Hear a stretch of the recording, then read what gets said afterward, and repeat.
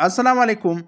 آج کا ہمارا جو لیکچر ہے وہ ہے تشکیلی یا دوران کار جائزے کے مقاصد، purposes of formative assessment. Formative assessment کے جو مقاصد ہے وہ 4 پوائنٹس میں ہم نے دیے ہیں۔ پہلا جو ہے اس کا تدریسی مقصد ہے، سیکنڈ پہ جو اس کے رہنمائی کا مقصد ہوتا ہے، تھرڈ جو ہے اس کے انتظامی مقصد ہوتا ہے، فورتھ پہ اس کے تحقیقی مقصد بھی ہوتا ہے۔ تو سب سے پہلے ہم تدریسی مقصد کو دیکھتے ہیں۔ جائزے کا تدریسی مقصد، استاذ کا بنیادی کام جو ہے وہ تعلیم میں سہولت فراہم کرنا ہوتا ہے، طالب علم کی کردار اور اس کے علم میں تبدیلی لانے کا عمل جو ہے وہ تعلیم کرتا ہے۔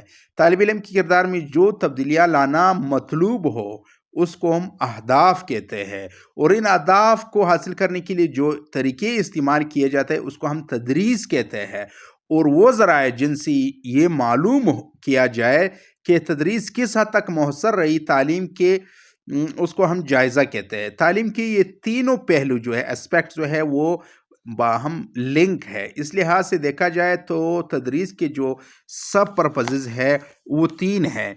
سب سے پہلے طریقہ تدریس۔ جب بھی کوئی کام شروع کرنا ہوتا ہے تو اس کا ایک نقطہ آغاز ہوتا ہے۔ تدریس کے لیے بھی استاذ کو یہ فیصلہ کرنا ہوتا ہے کہ وہ کہاں سے شروع کر رہے۔ ظاہر سی بات ہے کہ استاذ کو وہاں سے شروع کرنا ہوتا ہے جہاں اس کے طالب علم ہوتے ہیں، اسے طلباء کا ابتدائی کردار کہا جاتا ہے۔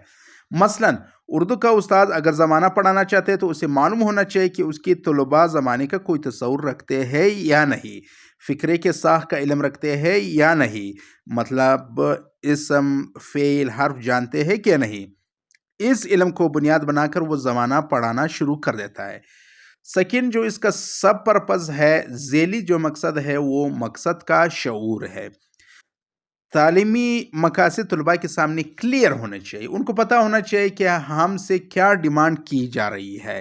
اگر محض امتحان کو ہی پاس کرنے کا مقصد قرار دیا جائے کہ طلباء نے صرف امتحان پاس کرنا ہے، تو طلباء کو یہ معلوم ہونا چاہیے کہ امتحان کے لیے اسے اپنے کردار میں کیا تبدیلی پیدا کرنی ہوگی، اور یہ وہی بات ہے جسے تعلیمی مقاصد کہا جاتا ہے۔ اس سلسلے میں طلباء اساتذہ سے رہنمائی کی توقع رکھتے ہیں، اور استاد اپنی آزمائشوں کے ذریعے طلباء کی تربیت اس رخ پر کرتا ہے۔ اگر استاد آزمائش کا انصرام یعنی انتظام نہ کرے تو طلباء کا ذہن الجھ جاتا ہے، اور کہ حقیقتاً ان کو یہ معلوم نہیں ہوتا کہ حقیقتاً تعلیم کے مقاصد کیا ہے اور کس انداز سے مطالعہ کرے۔ تھرڈ جو اس کا سب پرپز ہے وہ تحریک ہے۔ طلباء کا جو ذوق و شوق ہے تعلیم میں وہ ان کی دلچسپی میں اضافہ کرتا ہے، اور دلچسپی سے تعلیم میں آسانی پیدا ہوتی ہے۔ جائزے کی نتائج طلباء میں کامیابی کا احساس ابھارتے ہیں اور تعلیم کا شوق پیدا کرتے ہیں۔ اگر طالب علم نمایاں کامیابی حاصل نہ کر سکے تو بھی اس کو یہ اندازہ ہوتا ہے کہ اس نے مطالعے کی جو عادات اپنائی تھی وہ کس حد تک کامیاب رہی، اور اب جب وہ ناکام رہا ہے یعنی مکمل طور پر کامیاب نہ ہو سکا تو اسے اپنے مطالعے کے عادات میں کیا کیا تبدیلیاں پیدا کرنے کی ضرورت ہے۔ سیکنڈ جو ہمارا مقصد ہے دوران کار جائزے کا، وہ جائزے کا رہنمائی کا مقصد ہے۔ طالب علم استاذ کی رہنمائی کے محتاج ہوتے ہیں، اور یہ رہنمائی انہیں مختلف سٹیجز پر درکار ہوتی ہے۔ استاد جائزے کی روشنی میں اپنے طلباء کی رہنمائی کر سکتا ہے۔ استاد اگر اس عمل کو جو ہے وہ پورا کرنا چاہتا ہے تو اس کے 3 جو ہے ڈومین ہے، یعنی 3 سب اس کے پرپزز ہے۔ سب سے پہلے اس کو ڈائگنوز کرنا ہوگا۔ بعض اوقات طالب علم بہترین ذہانت کے مالک ہوتے ہیں، پھر بھی وہ ورک میں یا ایجوکیشن میں پیچھے رہ جاتے ہیں۔ اساتذہ ایسے طالب علموں کو کہتے سنائی دیتے ہیں کہ فلاں کا ذہن تو خاصا اچھا ہے مگر پتہ نہیں وہ پڑھائی میں کیوں کمزور ہے۔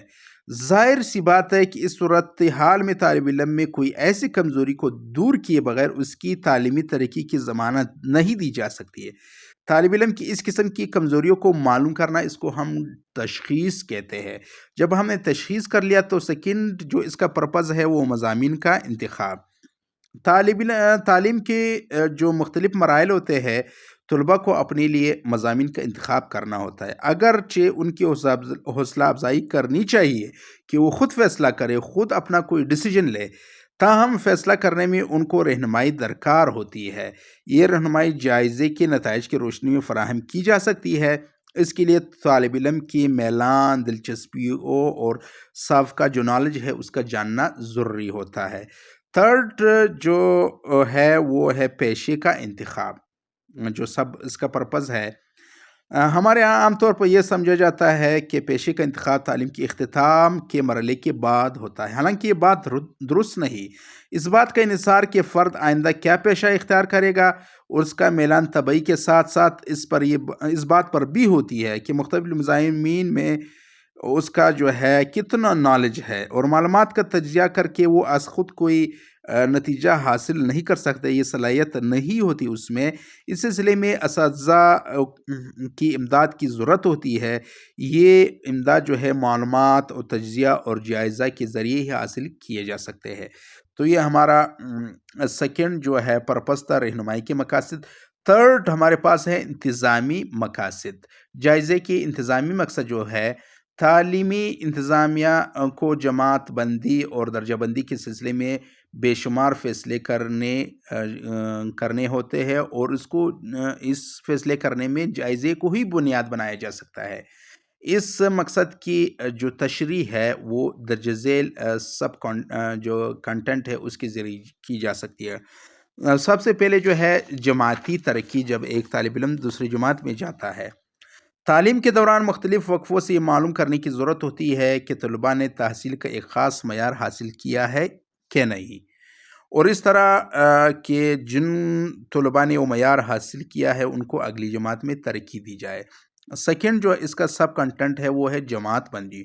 بعض تعلیمی اداروں میں جہاں کسی جماعت کے ایک سے زیادہ فریق ہو، اے بی سی ڈی یا الف بے جیم، طلباء کو مختلف گروپوں میں تقسیم کرنے کے لیے جائزے کو بنیاد بنایا جا سکتا ہے تاکہ ایک فریق میں کم و بیش یکساں قابلیت و صلاحیت کے طالب علم اکٹھے ہو جائے۔ اس طرح ان کی تعلیم زیادہ ہموار ہو سکتی ہے۔ تھرڈ جو ہے استاذ کا اجرا، یہ بھی انتہائی اہم ہے۔ امتحانی ادارے مختلف وقفوں سے جائزے کا اہتمام کرتے ہیں اور کامیاب طلباء کو سندیں جاری کرتے ہیں۔ سندیں جاری کرنے کا یہ اختیار بعض اوقات خارجی امتحانی اداروں کے بجائے تعلیمی اداروں کو بھی دیا جاتا ہے۔ بہرحال استاذ کا اجرا جائزے کی بنیاد پر ہی کیا جا سکے۔ استاد کوئی جو سرٹیفکیٹ دینا چاہتا ہے اس کے لیے جائزے کی ضرورت ہوتی ہے۔ اور اس کے ساتھ ساتھ فورتھ جو سب کنٹینٹ ہے وہ استاد کا جو ہے احتساب، اکاؤنٹیبلٹی۔ تعلیم کا معیار بہتر کرنے کے لیے اچھے استاذ کی حوصلہ افزائی اور برے استاذ کا احتساب تعلیمی انتظامیہ کی بنیادی ضرورت ہوتی ہے۔ اس ضرورت سے جو ہے بہرحاد ہونے کے لیے جائزے کو ہی بنیاد بنایا جا سکتا ہے۔ لاسٹ جو اس کا پرپز ہے دوران کار جائزے کا، وہ جائزے کا تحقیقی مقصد ہے۔ مختلف مقاصد کے حصول کے لیے جائزے کے جو طریقے اختیار کیے جاتے ہیں، ان طریقوں کی تاثیر کا جائزہ لینے کی بھی ضرورت ہوتی ہے۔ یہ ضرورت تحقیق کے ذریعے پوری کی جاتی ہے، اور حسب ضرورت ان تبدیلیوں کا جائزہ بھی تحقیق کے ذریعے کیا جاتا ہے، یہ معلوم کرنے کے لیے کہ کون سا طریقہ دوسرے طریقے کے مقابلے میں زیادہ بہتر ہے۔ طلباء کے دو گروپس بنائے جاتے ہیں، ان کو الگ الگ طریقوں سے پڑھایا جاتا ہے اور پھر ان طریقوں کا جو ہے کمپیریزن کیا جاتا ہے۔ یہ جائزے کا ایک عمل ہے۔ تعلیمی تحقیق بڑی حد تک تعلیمی جائزے کی ہی مرہون میں منت رہتی ہے۔ غرض طریقہ تدریس، نصاب، انتظام اور استاذ کے انداز و اطوار حاصلات تعلیم میں ہر ایک کی موزونیت متعین کرنے اور خامیوں کی اصلاح کے لیے ہم طلباء کی تحصیل کی جائزے کو ہی بنیاد بناتے ہیں، اور یہ سارا کام تعلیمی تحقیق کی ہی موضوعات ہے۔ تو اس کے ساتھ ہی ہمارا جو ہے لیکچر وائنڈ اپ ہوتا ہے۔ تو آج کے لیکچر میں اگر ہم اس کا اوور ویو لیں تو دوران کار جائزے کے ہم نے مقاصد پڑھے۔ اس میں تدریسی مقاصد تھے، رہنمائی کے مقاصد تھے، انتظامی مقاصد تھے اور تحقیقی مقاصد تھے، جس پہ ہم نے تفصیلاً روشنی ڈالی۔